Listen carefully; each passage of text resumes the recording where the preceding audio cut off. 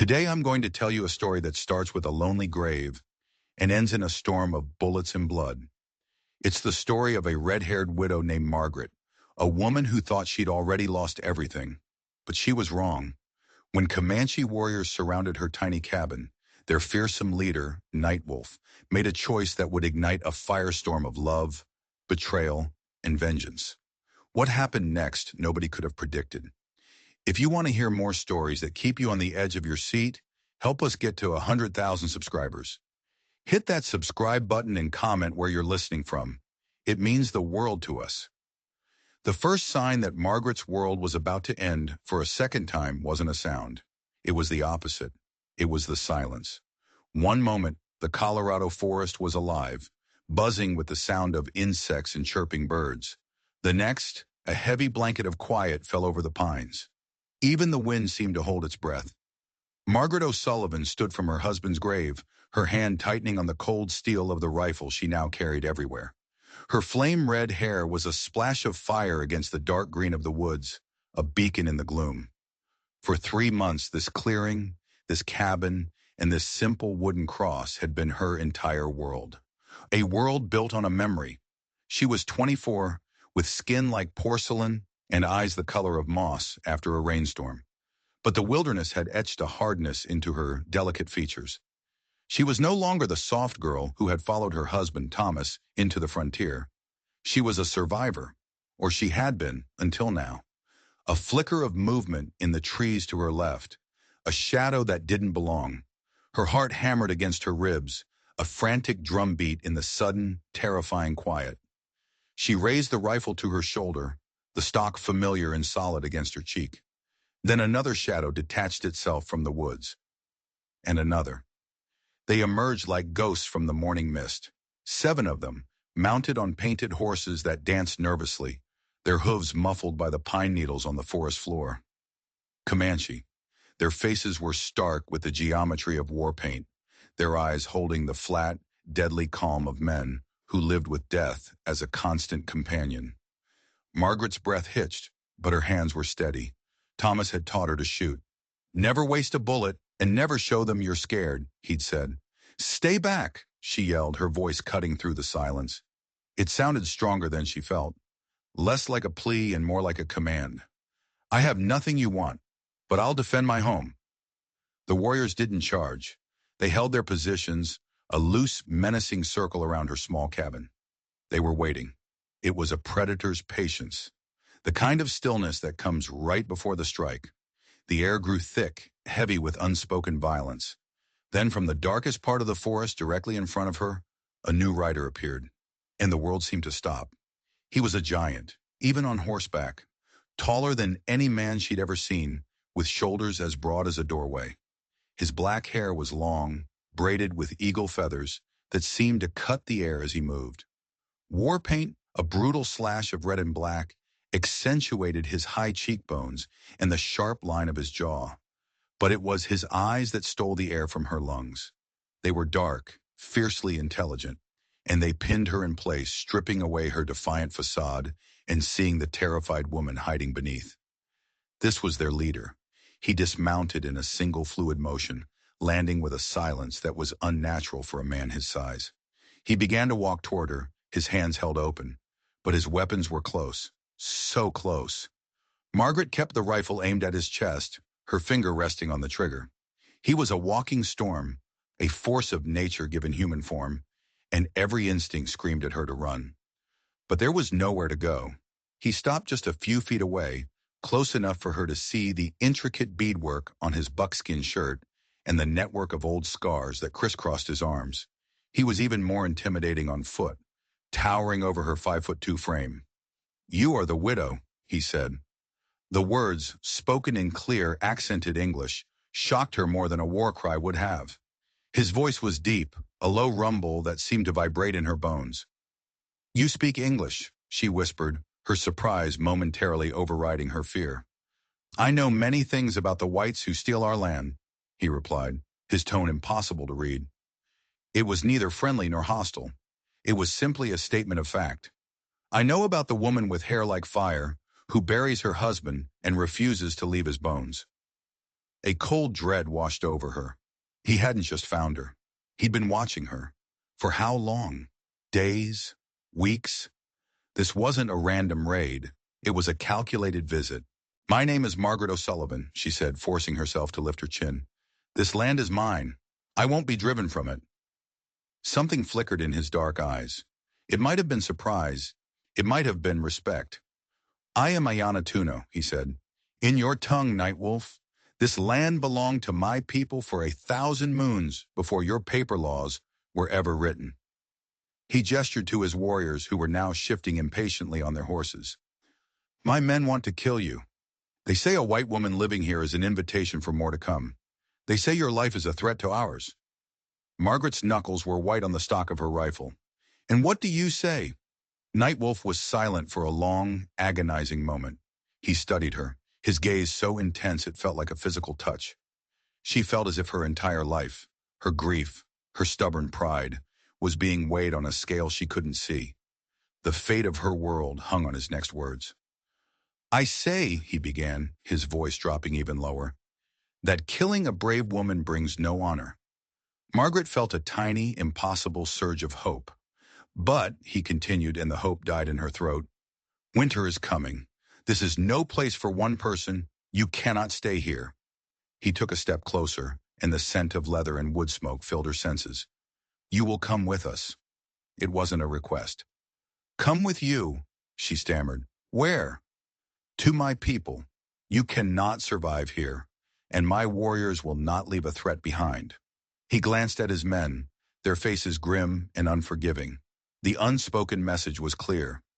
"You come with me willingly, or you die here." She looked from the 7 warriors to Nightwolf's unyielding face. It was no choice at all. It was a death sentence or a prison sentence. But as she looked into his eyes, she saw something else. Something that didn't fit with the brutal choice he'd given her. It was a flicker of something. Conflict? Regret? She lowered her rifle, the barrel pointing toward the ground. The muscles in her arms ached with the release of tension. "And what if I refuse?" she asked, her voice barely a whisper. Nightwolf's expression softened, a barely perceptible shift in the hard lines of his face. "Then you die for nothing. Winter will kill you slowly if my men do not kill you quickly. Your courage will be a forgotten story told only to the wind." She closed her eyes, the image of Thomas's face flashing in her mind. He had died for this land. Would she honor him by dying here too? Or by choosing to live, no matter the cost? When she opened her eyes, Nightwolf was still there, watching her, waiting. And in that moment, she made a choice that would change the course of her life, and his, forever. "I'll come," she said. But as one of the warriors behind Nightwolf let out a triumphant cry, he raised a single hand, silencing the man instantly. "But not as your prisoner," Nightwolf said, his eyes locked on hers. A new, shocking twist that left Margaret utterly breathless. What did he mean? The cabin felt like a tomb as she gathered her things. Nightwolf had given her 5 minutes. 5 minutes to pack up a life. She moved in a daze, grabbing a change of clothes, her mother's silver locket, the small Bible Thomas had given her. Her fingers brushed across the last photograph they'd taken together, a smiling, hopeful couple squinting in the Denver sun. A lifetime ago. Through the single window, she saw Nightwolf in a heated discussion with one of his warriors. It was a man with a deeply scarred face and eyes that burned with a special kind of hatred whenever he looked at her. He gestured angrily toward the cabin, his voice a low, guttural snarl. Even from a distance, Margaret could feel his animosity like a physical force. Nightwolf's response was calm, but his authority was absolute. The scarred warrior eventually fell silent, his rage simmering just below the surface. When she stepped outside, her meager belongings wrapped in a small bundle, Nightwolf was waiting with a horse. It wasn't his own magnificent war stallion, but a smaller, gentler-looking mare. The small act of consideration was jarring. It didn't fit the narrative of the savage warrior. "You can ride?" he asked. She nodded. He gestured to the mare. "Her name is Ayana. It means eternal blossom. She is sure-footed and has a calm spirit. She will carry you safely." He was giving her a horse with a gentle name, a stark contrast to his own. Nightwolf and Eternal Blossom. The contradiction was staggering. Why was he doing this? Why this strange, unexpected kindness? Why? She asked, the word escaping before she could stop it. Why are you doing this? Your men want me dead. Nightwolf looked away from her, his gaze drifting toward the mountains on the horizon. His profile was like something carved from stone. When he spoke, his voice was heavy with a history she couldn't begin to understand. My grandmother, he began, was taken by white soldiers when I was a boy. She had hair the color of a sunset, like yours. He paused, his jaw tightening. I never saw her again. They said she was put in a mission school to have the savage washed out of her. She died there, of a broken heart. The story hit Margaret like a punch to the gut. The history between their peoples wasn't an abstract concept. It was a fresh wound in this man's heart. He wasn't just a warrior, he was a grandson, still mourning a stolen grandmother. I'm sorry, she whispered, and the words were utterly inadequate. He looked back at her, and his eyes held a raw, unguarded pain. She taught me that true strength is not in the power to take a life, but in the wisdom to spare one. Perhaps her spirit guided my hand today. He shook his head as if clearing away the memories. Come, we ride now. They mounted, and the warriors formed a diamond shape around them, 2 in front, 2 behind, and the scarred warrior, whose name she learned was Crow Feather, riding off to one side, his glare a constant, unnerving presence. Nightwolf rode beside her. It felt less like she was a prisoner being escorted, and more like she was a person being protected. But protected from what? From his own men? As they cleared the trees and the small cabin disappeared from view, Margaret looked back one last time. Thomas's grave was now just a tiny speck in the vast wilderness. A sob caught in her throat, and hot tears streamed down her face. She tried to hide them, to maintain the brave front she'd shown, but it was no use. Grief is a river, Nightwolf said quietly, his voice for her ears only. Let it flow. To dam it up is to invite a flood. She glanced at him, surprised again by his perception. He understood. He who had lost his own family to her people understood her pain. The world was turning upside down. The lines between enemy and protector were blurring into an unrecognizable gray. They rode for hours, the rhythm of the hooves a steady, hypnotic beat. The sun began to dip below the mountains, painting the sky in shades of orange and purple. Just as darkness began to fall, Crow Feather spurred his horse forward, pointing toward a narrow, rocky canyon ahead. A shortcut, he said in rough English, looking at Nightwolf. We can make camp on the other side. Save half a day's ride.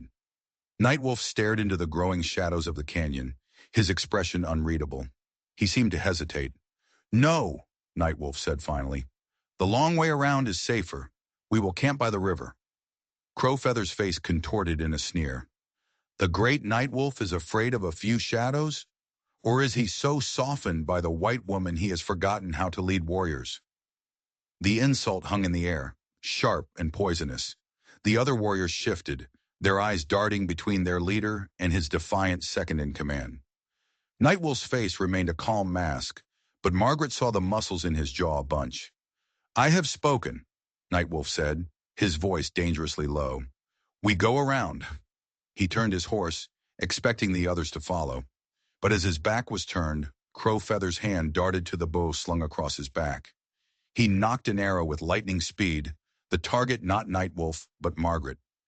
He was going to kill her and blame it on an accident in the fading light. Before she could even scream, Nightwolf moved.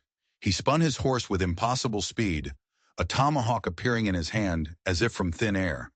He didn't throw it. He urged his horse forward, closing the distance in 2 heartbeats, and brought the flat side of the axe down hard on Crowfeather's bow, splintering the wood and sending the arrow flying harmlessly into the sky. The clearing was utterly silent except for the heavy breathing of the horses.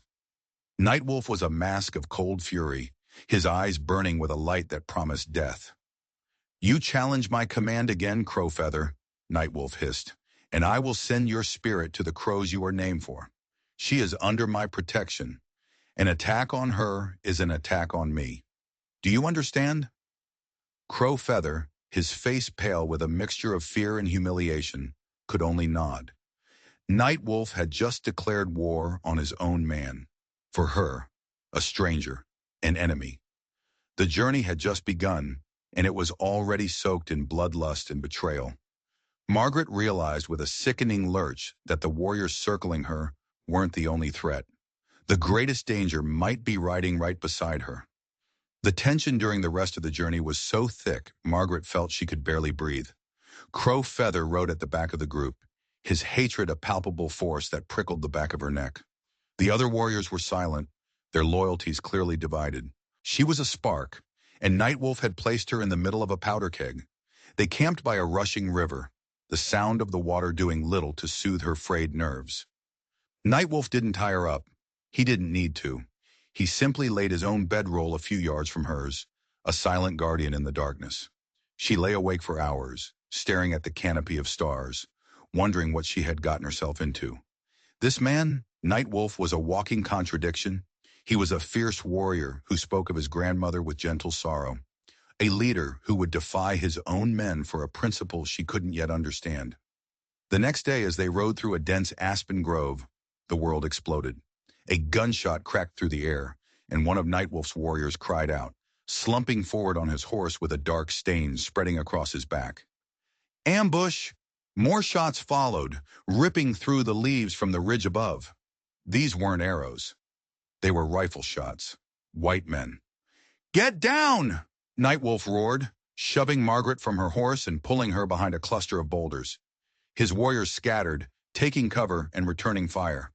The air filled with the deafening roar of guns and the whizzing sound of bullets ricocheting off rock. Margaret peered over the boulder, and her blood ran cold. The men on the ridge. She recognized them. It was the Billings gang, the same outlaws who had murdered Thomas. They were supposed to have fled the territory. What were they doing here? It couldn't be a coincidence. Nightwolf pressed himself against the rock beside her, his rifle in hand. He was completely calm in the chaos, his eyes scanning the ridge, assessing the enemy's position. "You know them?" he asked, his voice sharp.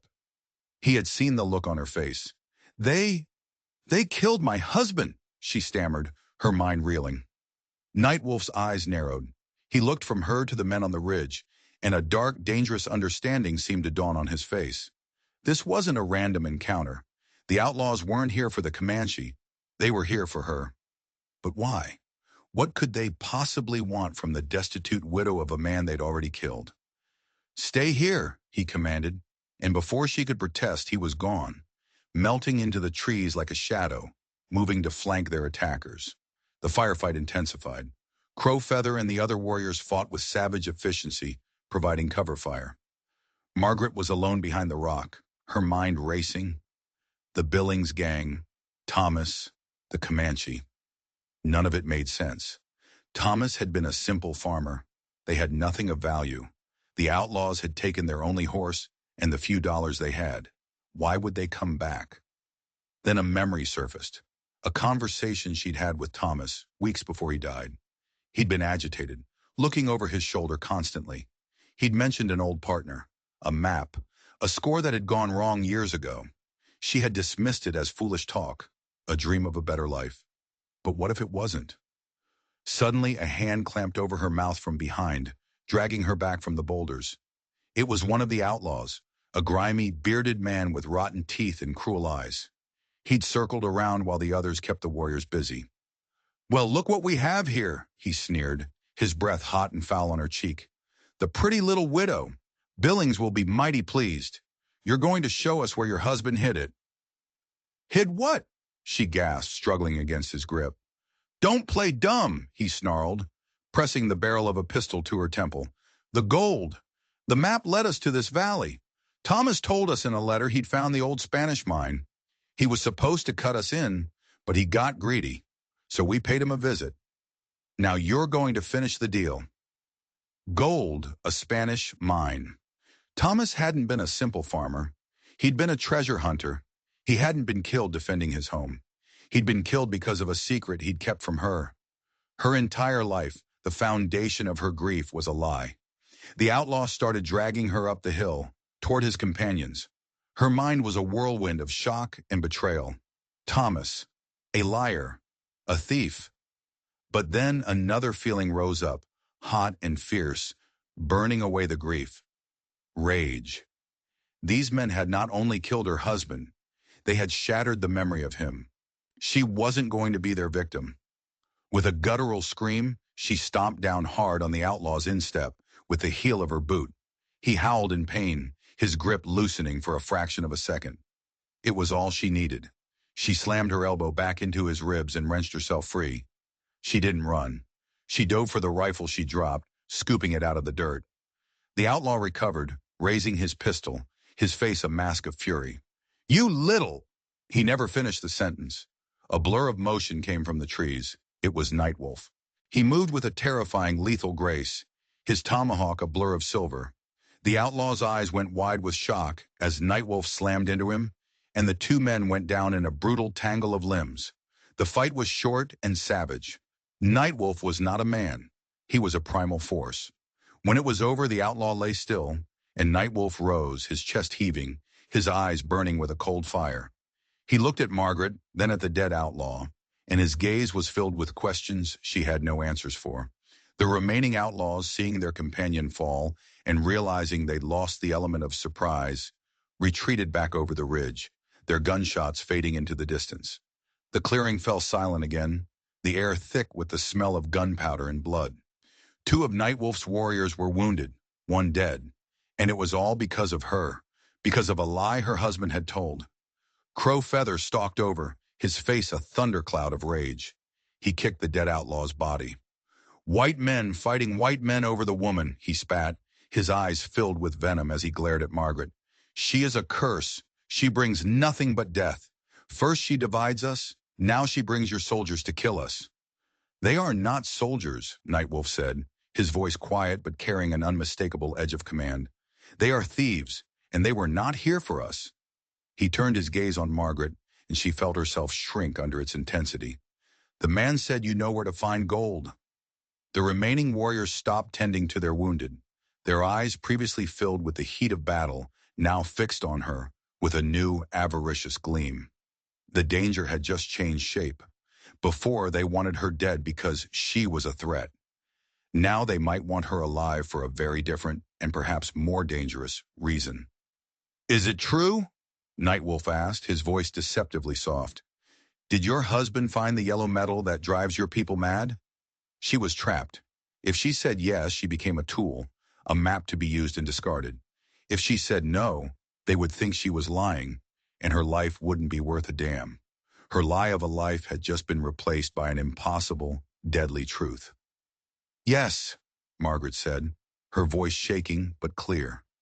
The warriors around her murmured, their suspicion turning into a palpable greed. Even Crow Feather's hatred seemed momentarily eclipsed by the glint in his eyes. But Margaret wasn't looking at them. She was looking at Nightwolf. She needed him to see the truth, not just of the gold, but of her own shattered world. "My husband lied to me," she said, the words tasting like ash. "He told me we were building a farm. He never told me about any gold. Those men, the ones who killed him, I thought they were just robbers. I didn't know." Nightwolf studied her face, searching for the lie. She met his gaze without flinching, letting him see the raw pain and betrayal in her eyes. It was the only truth she had left. He was silent for a long time, the fate of the entire group hanging in the balance. The wounded men needed attention. The outlaws could return. And now the specter of gold poisoned the air between them. "Bury our brother," Nightwolf said finally, his voice heavy. "We will make camp here tonight. The wounded cannot travel." He turned back to Margaret. "You will show me on our map where your cabin is, and you will tell me everything you remember your husband saying. Everything." The unspoken threat was clear. Her life depended on her usefulness. That night, under a sliver of moon, she recounted the fragmented memories. Thomas's hushed conversations, his mysterious trips into the hills, the way he would pore over a worn leather map when he thought she was asleep. A map she now realized must be the key. "The map," Nightwolf said. "Where is it?" "I don't know," she confessed. "They must have taken it when they killed him." Crow Feather, listening from the shadows, let out a derisive snort. "She lies. The white woman plays us for fools. She has the map. She wants the poison metal for herself. She is not a fool, Nightwolf countered, his voice sharp. She knows her life depends on the truth. If the outlaws have the map, they will be back. They will be looking for the mine, and they will not be expecting us to be looking for them. A slow, dangerous smile spread across Nightwolf's face. They came hunting for gold. Now, they will be the hunted. The next morning, everything had changed. They were no longer just escorting a captive. They were a war party on a mission. Nightwolf, using Margaret's descriptions of the outlaws' movements, became a master tracker. He found their trail easily, leading his warriors through the wilderness with a silent, deadly purpose. Margaret rode with them, a strange mix of prisoner and partner. She felt a grim satisfaction in the hunt. These men were not just Nightwolf's enemies anymore. They were hers. They were the men who had destroyed her life twice over. They found the outlaws' camp 2 days later. It was a sloppy, arrogant setup in a small basin. The men loud and careless, confident that they had driven off the savages. They were gathered around a fire, arguing over a piece of worn leather. The map. Nightwolf laid out the plan in a series of quiet hand signals. His warriors, including a reluctant but disciplined Crowfeather, melted into the surrounding rocks and trees. They were ghosts, specters of vengeance waiting for the signal. Nightwolf gave Margaret a small knife. If they break through our circle, he whispered, his eyes locking with hers, do not let them take you alive. For them, you are worth more than gold. They will do things to you worse than death to make you talk. The cold steel of the knife was a terrifying comfort. He was trusting her not to be a liability, but to be a survivor. The attack was a whirlwind of controlled violence. It began with a single arrow from Nightwolf's bow, felling the sentry. Then the world erupted. Warriors descended on the camp from all sides, a storm of righteous fury. The outlaws, caught completely by surprise, were thrown into chaos. Margaret stayed hidden as instructed, her heart pounding. It was a brutal, merciless fight. But these weren't settlers being attacked. They were murderers and thieves getting the justice the wilderness demanded. The leader, a big, ugly man named Billings, managed to get to his horse, the map clutched in his hand. He spurred the animal, trying to break through the line. He galloped straight toward Margaret's hiding place. She had a choice. Stay hidden and let him escape with the map, or reveal herself and risk everything. She stepped out from behind the rocks, her rifle at her shoulder. Billings saw her, a look of shock on his face, followed by a cruel grin. He raised his pistol, aiming it at her. Time slowed down. She saw the flash from his barrel an instant before she heard the bang. Pain, hot and searing, exploded in her left shoulder.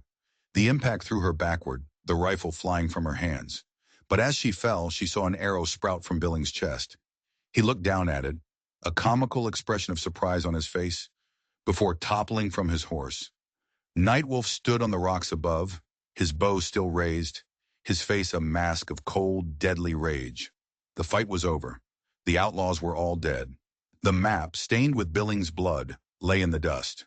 Nightwolf rushed to her side, his expression a mixture of fury and a deeper emotion she couldn't name. He ripped a strip of cloth from his own shirt and pressed it against her bleeding shoulder. "I told you to stay hidden," he growled, his voice rough with, was it concern? "He was getting away with the map," she gasped, the pain making her dizzy. Crowfeather approached, looking down at her with a new, strange expression. He had seen her step out. He had seen her face the man who shot her. He bent down and picked up the bloody map, handing it not to Nightwolf, but to her. "The white woman has the heart of a warrior," he said, his voice grudging but sincere. It was the first time he had looked at her as a person, not just a symbol of his hatred. By bleeding for his people, by choosing their victory over her own safety, she had finally earned a sliver of his respect. Nightwolf gently lifted her into his arms. "You are a fool, Margaret O'Sullivan," he whispered, his voice so low only she could hear. "A brave, stubborn fool."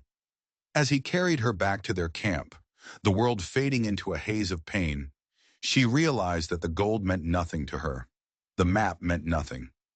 All that mattered was the steady beat of the heart against her ear and the strong arms that held her as if she were the most precious treasure in the world.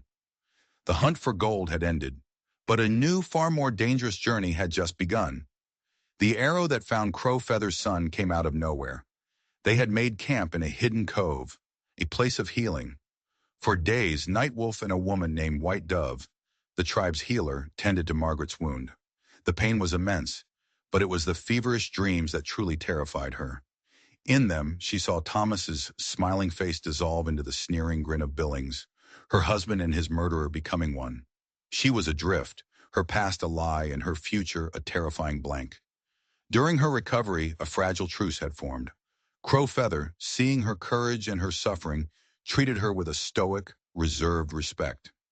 His young son, a boy of about 10 named Little Bear, grew fascinated by her red hair and her strange language. He would sit near her pallet, practicing the few English words his father knew. A tentative peace settled over the small group. They had the map. The gold, Nightwolf explained, was not for personal wealth. It would be used to buy rifles, blankets, and food to help his people survive the coming winter and the relentless encroachment of the whites. It was a tool for survival. Margaret, understanding this, helped him decipher Thomas's notes on the map, pointing to a landmark she recognized, a twisted, ancient pine tree shaped like a serpent. They were only a day's ride from the mine. Victory felt close. Then came the arrow. They were breaking camp. Little Bear was playing near the edge of the woods when he gave a sharp cry and fell. An arrow, crudely made but deadly, was buried in his leg. This time, the attackers weren't white men. They were Ute, a rival tribe and sworn enemies of the Comanche. The Ute warriors burst from the trees, their war cries echoing through the cove. It was a small raiding party, but they were fierce. Nightwolf and his men formed a defensive circle around Margaret, the wounded boy, and the healer. Crow Feather fought like a demon, a father's protective rage making him a whirlwind of death. But as he struck down one Ute warrior, another fired a rifle. The bullet caught him in the side, and he crumpled to the ground, gasping in pain. The Comanche were outnumbered, hemmed in. Margaret, her shoulder still throbbing, crawled to Crow Feather's side. The wound was bad. Bleeding heavily, he was dying. Beside him, his son, Little Bear, was weeping in fear and pain, the arrow still protruding from his thigh. "Get the boy out," Crow Feather grunted, his face pale with shock. "Nightwolf, protect my son." Nightwolf was fighting back to back with his remaining warrior, holding off the Ute attack, but they were being pushed back. Margaret looked at the arrow in Little Bear's leg. She had seen an injury like this once before. A farmhand had fallen on a pitchfork. If you pulled the arrow out, the barbs would tear the muscle and he would bleed out. You had to push it all the way through. It would be agonizing, but it was the only way. "White Dove, hold him down," Margaret commanded, her voice surprisingly steady. The old healer, seeing the logic in her eyes, nodded grimly. Margaret grabbed the shaft of the arrow. "Little Bear, this is going to hurt more than anything you have ever felt, but you must be brave. Bite this." She shoved a piece of leather into his mouth. With a deep breath, she pushed. The boy's scream was muffled by the leather, his body convulsing. Crow Feather, watching, let out a pained roar, not from his own wound, but from his son's. Margaret didn't hesitate. She pushed the arrow cleanly through, then broke off the barbed head and pulled the smooth shaft back out. White Dove was already there with poultices and bandages.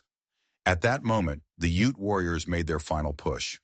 One broke through, his painted face a mask of triumph, his axe raised to strike down the wounded boy. Crow Feather, with the last of his strength, rolled over and drove his knife into the Ute's leg. The warrior screamed and stumbled, his axe falling harmlessly. But it cost Crow Feather everything. His eyes glazed over, and the last breath rattled from his chest. He died protecting his son. Nightwolf seized the opening, dispatching the now crippled Ute warrior. The tide of the battle turned. Seeing their advantage lost, the remaining Ute raiders melted back into the forest. The cove was silent, save for the soft weeping of Little Bear. Crow Feather, the man who had been her fiercest adversary, was dead. He had hated her, challenged Nightwolf for her, and in the end had died in a battle that only happened because she was there. Nightwolf knelt beside his fallen warrior, his face carved with grief. He had lost another of his men.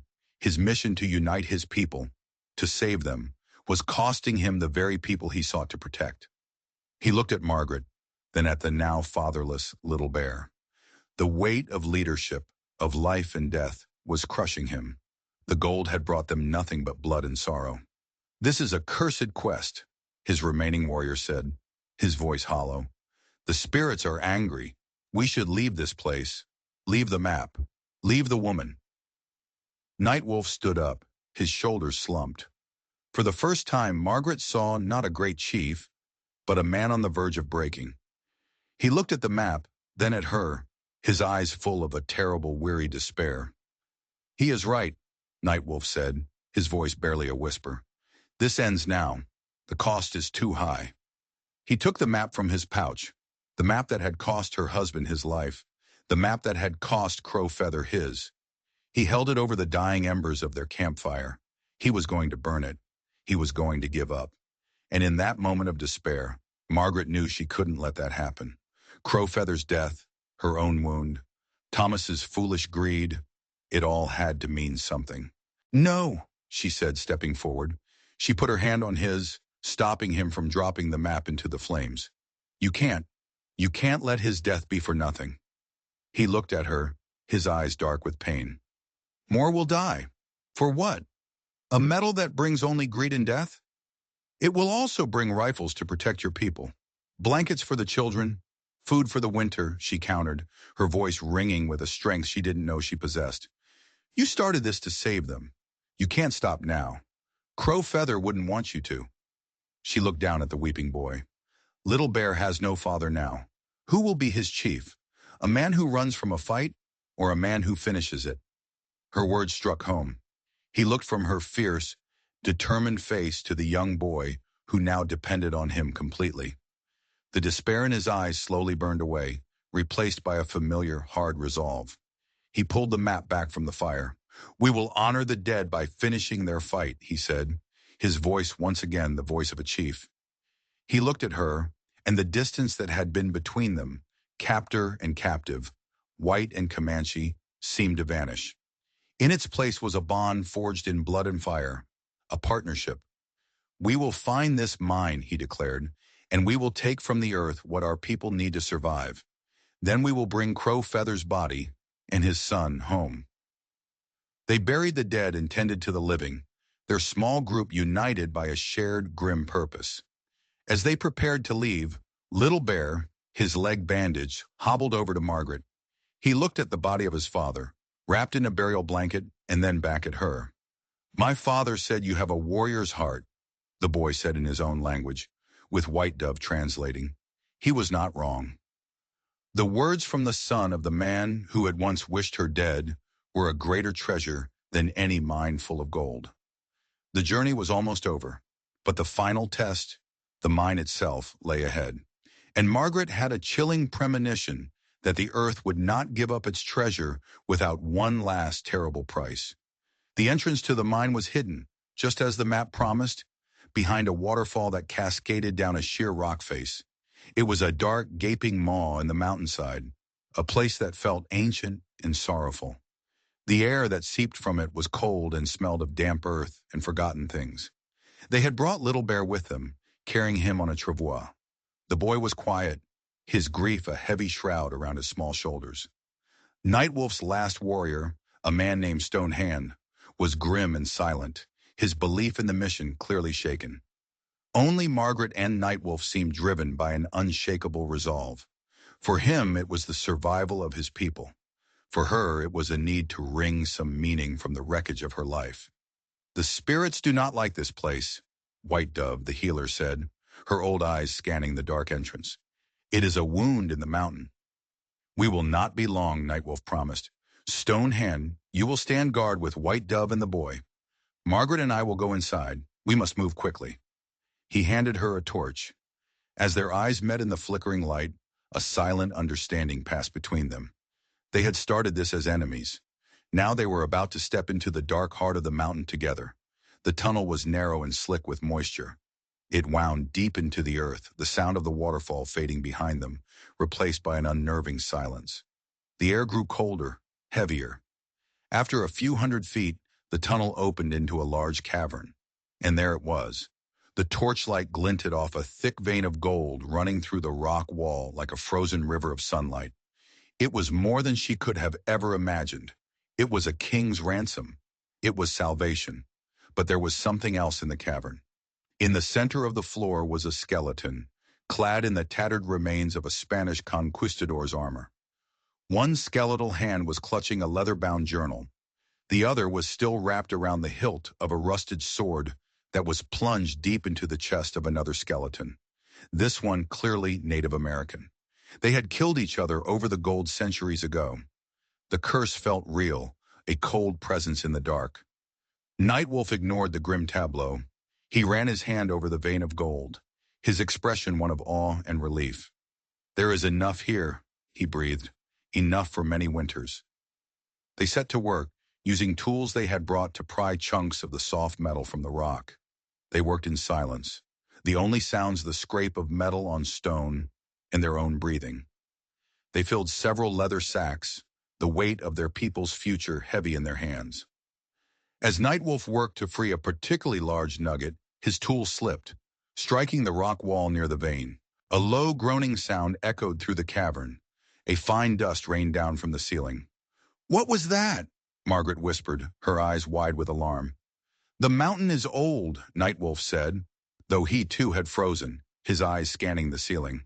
"The tunnel is unstable." The groaning sound came again, louder this time, deeper. It was the sound of rock grinding against rock, of immense pressure shifting deep within the earth. A crack snaked across the ceiling above them, and then another.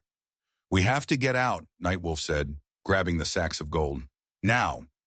They scrambled back toward the tunnel, but they were too late. With a deafening roar, a section of the ceiling near the cavern's entrance collapsed, sending tons of rock and earth crashing down, completely blocking the narrow passage they had come through. They were trapped. The cavern was plunged into absolute darkness as the falling rocks snuffed out their torch. The air was instantly thick with choking dust.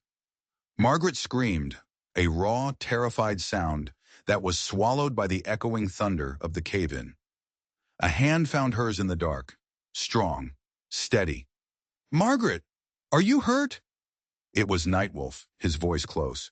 "No, I don't think so," she coughed, her lungs burning. "Do not panic," he said, his voice a calm anchor in the terrifying blackness. "The air will not last forever. We must find another way out." But there was no other way. They were sealed in a tomb, a quarter-mile inside a mountain, with two ancient skeletons and a fortune in cursed gold. Hours passed. They relit the torch, but the flame was weak and flickering, starved of oxygen. They searched every inch of the cavern. The walls were solid rock. There was no other tunnel, no other exit. Despair began to set in, a cold, heavy certainty of their fate. "My grandmother used to say that every trap has a key," Nightwolf said, his voice raspy. He was leaning against the wall, his usual strength seeming to seep away into the cold stone. "You just have to be wise enough to see it." Margaret sank to the floor, her hope dwindling. "There's no key here," she whispered. "Just a grave." She looked at the skeletons, the eternal enemies locked in their final, futile embrace. Her eyes fell on the journal clutched in the Spaniard's hand. With nothing else to do, she gently pried it from the bone fingers. The leather was stiff, the pages brittle, but the ink, remarkably, was still legible. It was written in Spanish, a language she had learned from her mother. She began to read aloud, her voice soft in the dying air of the cavern. The journal told the story of a Spanish expedition gone wrong. They had found the mine, but greed and paranoia had turned them against each other and the local tribes. The writer, a man named Vargas, was the last survivor. He wrote of a secret passage, an escape route he had discovered. "The river that flows through the heart of the mountain," Margaret read, her heart beginning to pound. "It runs beneath this very cavern. I have found a place where the floor is weak. If a man has the strength, he can break through to the water below. It is a dangerous path, but it is the only path." Nightwolf was instantly at her side. Where? Where is this weak place?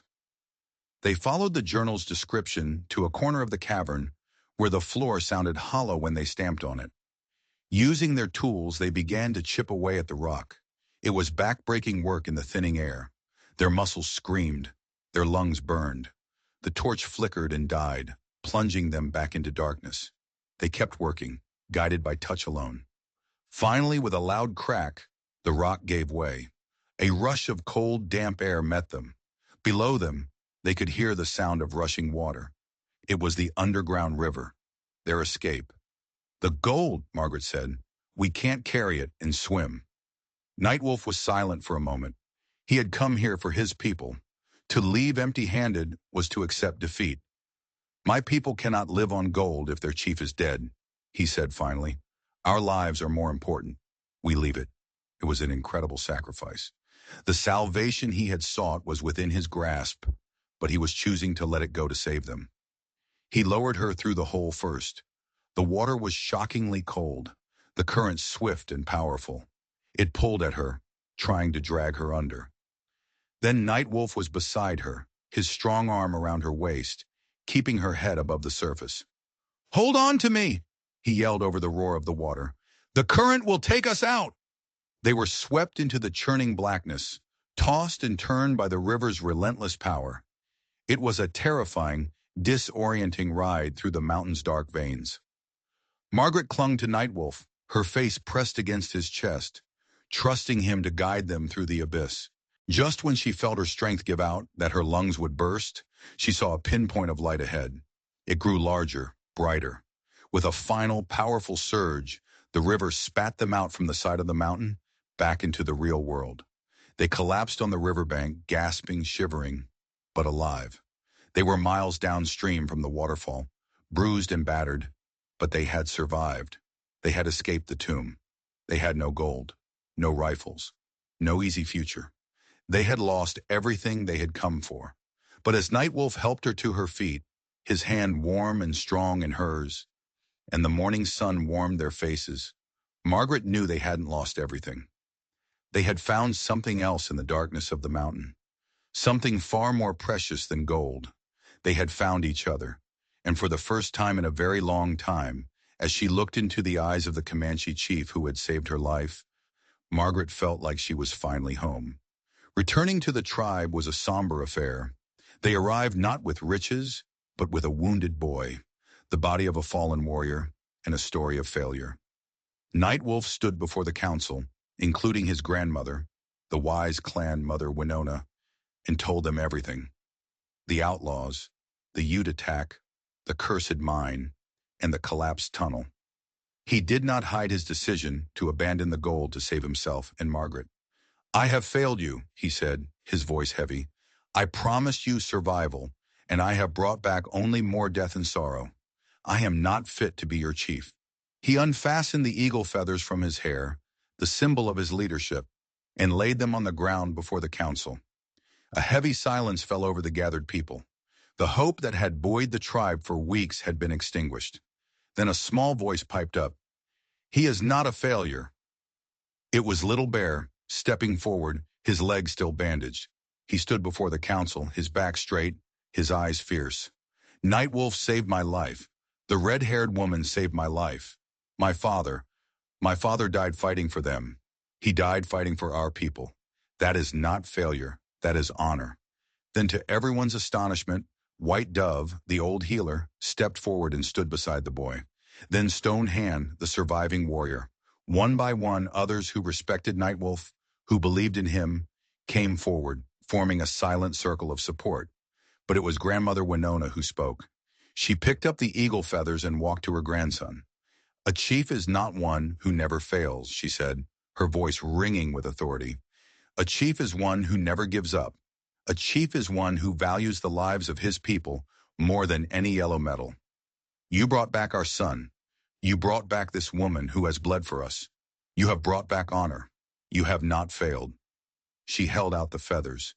You are our chief, Ayanatuno, now and always.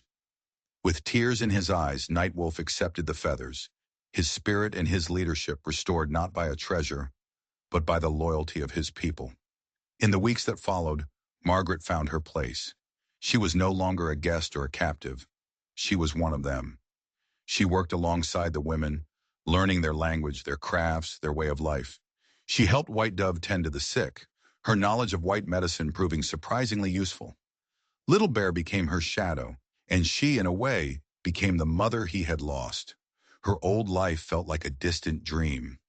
The pain of Thomas's betrayal had faded, replaced by the quiet, steady rhythm of a life with purpose. One evening, as the first snows of winter began to fall, Nightwolf came to her. He led her to a quiet spot overlooking the valley, where the teepees below glowed like warm lanterns. "My grandmother told me a story once," he said, "about two stars that fall in love. One is the morning star, and one is the evening star. They can never be in the sky at the same time. They are destined to live in different worlds." Margaret looked up at the twilight sky, where the first stars were beginning to appear. "What happens to them?" she asked softly. "Once in a great while," he continued, his voice a low murmur, "the sky changes. For one brief moment, at twilight, they can appear in the sky together. In that moment, they are not two worlds apart. They are one." He turned to face her, taking her hands in his. His were warm and strong, calloused from a life of war and survival. "You and I, Margaret O'Sullivan," he said, his dark eyes searching hers. "We are from different worlds. But here, in this moment, we are not a Comanche chief and a white widow. We are just a man and a woman." He leaned in and kissed her. It was not a kiss of passion, but of deep, profound connection. It was a kiss that healed old wounds and promised a new beginning. It was the closing of one chapter and the opening of another. It was the quiet, certain joy of two lost souls finally finding their way home. She was no longer Margaret O'Sullivan, the woman with hair like fire. The tribe had given her a new name, O-P-C. It meant the rising moon, a light in the darkness. And as the snow fell, blanketing the land in a pristine sheet of white, she knew she had found her true place, her true family, and her true love. Not in a world of broken promises and cursed gold, but under the vast, starlit sky of the Comanche. If this story of love, loss, and finding a new beginning touched your heart, don't let this be the end of the journey.